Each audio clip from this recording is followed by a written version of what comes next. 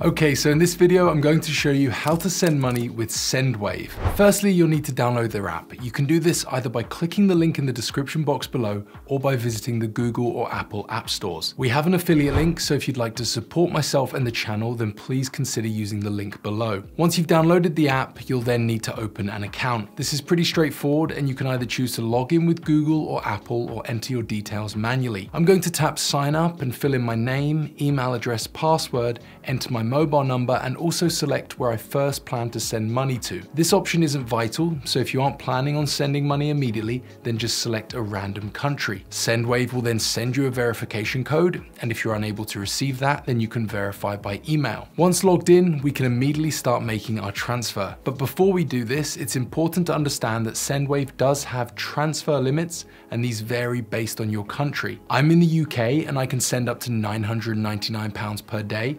Although this may change, but when you first open an account from the UK, this is what you get. Some countries will require your ID to raise limits or to send money, so it's always good to upload this first and get verified. You can do this by clicking the profile icon and then upload ID photo. Now, once that's done, we can click this button and go back to the home screen and start sending money. I can also see that I've now been verified. To add a recipient, which is the person you're sending to, go ahead and click this button. Firstly, make sure the correct country is selected and then choose the payout method. Because I originally chose Morocco, cash pickup is my only option, but if we choose a different country, let's just say the Philippines, then we have GCash, bank account, and cash pickup. So this may vary depending on where you're sending money to. For now, I'll go back to Morocco and then enter my recipient's details. If you're sending money for cash pickup, it's also really important that these details match your recipient's ID, as they'll need to bring that with them when they go to collect the money. Once this is done, just double check everything is correct and then select save.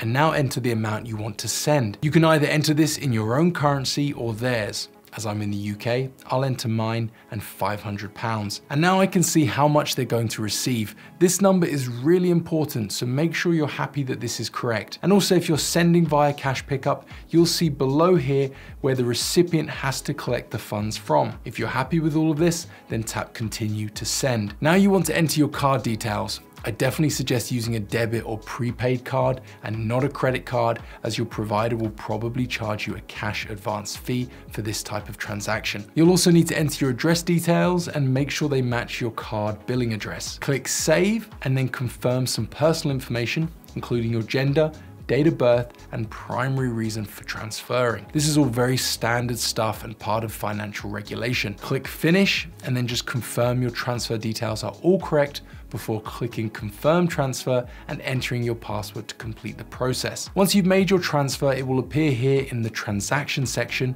where you can also track its progress. If you're sending via cash pickup, then the money should be ready for collection within 15 minutes. Just make sure that your recipient has their ID when they go to collect the money. Let me know if you have any questions. I'm here to help.